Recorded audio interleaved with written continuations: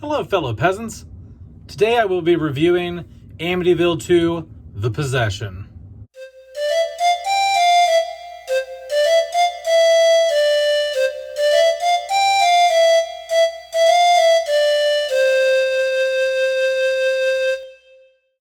Okay, guys, so I just got done watching Amityville 2: The Possession.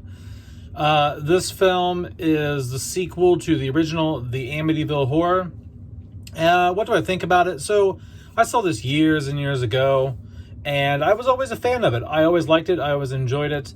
I found it at Half Price Books a while back for like $5 on DVD around Halloween time last year. And I decided to pop it in last year and watch it, and I decided to watch it again now and do the review. Always liked it. Basically, supposedly this family, after the DeFeos moved out of the house, this new family moved in, which is not true. There was no family in between the DeFeos and the Lutzes. After what happened with Ronnie DeFeo killing his family, there was a 13-month gap in between before the Lutzes moved in. This is just them saying some family lived there before the Lutzes, but that's not true. That didn't happen. So basically, this family moves in, and automatically right off the bat, as soon as they move in, the mom starts feeling weird sensations in the basement, like someone's touching her. Something puts like a veil over the crucifix on the wall in the hallway down the foyer. And eventually the mom's like, okay, I'm gonna go to the priest, I'm gonna get the house blessed. The husband in this is kind of a dickhead. He's like super, like, he's like mean to the priest when he comes over. He beats his wife, he beats his kids. He's just a real piece of shit. And so the mom gets in contact with the priest. The priest comes over. Dad's a dickhead to him. And the priest kind of realizes like something's up with the son by the second time the priest comes to the house, because Sonny, while the family's at the church, and supposedly the dad's supposed to be like saying sorry to the priest for the first time he came over and being rude. Sonny's home alone, the older brother in the family, and he gets possessed by the demon in the house. And so the rest of the film is just kind of like the family realizing something's up with him, something's wrong with Sonny, and that he seems off, just depressed. He's not talking to anybody. And eventually, the priest goes off on like a camping trip, and he has like this dream. He has this premonition, because right before he leaves to go camping, he gets a phone call to the parish office, and he ignores it. You know, he thinks about answering it, but then his friend is like, no, and he puts the phone off the hook.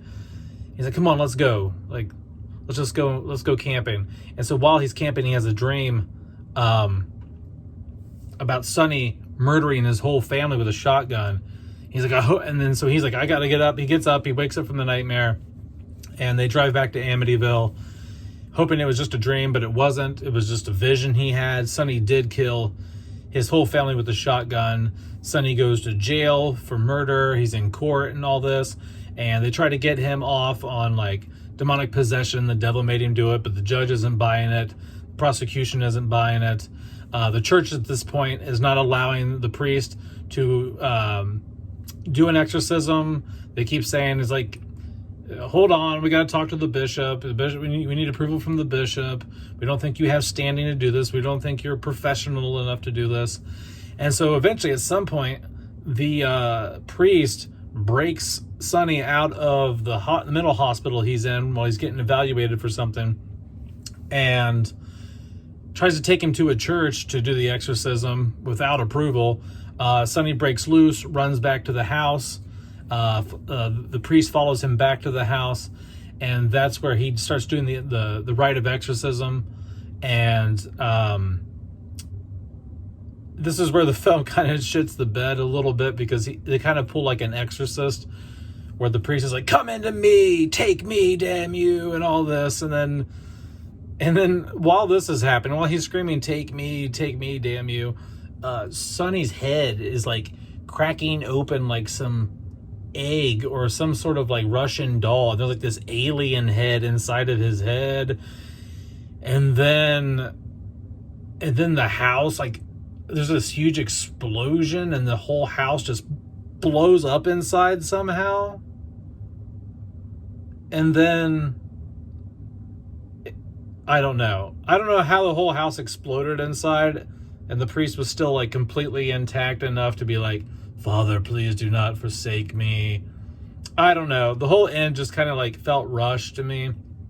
But I will say this. It was a moderately decent follow-up to the first film, I think. It's entertaining enough. It's entertaining enough. It's interesting. It's got some creepy shit in it. But all in all, guys, Amityville 2: The Possession, it's something I pop in every like 5-10 years. It's not something I watch all the time. I just wanted to watch it again because I reviewed the first film the other day, and I was going to review it last night, but I had a football game to go to, so I didn't review it last night. So I reviewed it today. So I figured it's just a nice double feature, and I like to watch them back to back sometimes. But that's it. If you like Amityville 2: The Possession, let me know down in the comments below. If you've never seen it, please go check it out. It is worth the watch, in my opinion. If you like the first film, this isn't as good as the first film, and it's not as iconic as the first film, but it is a decent watch. Just something to pop in on the weekend or just any night of the week and just chill. And yeah, it's good. All right, peasants, peace out. Bye-bye.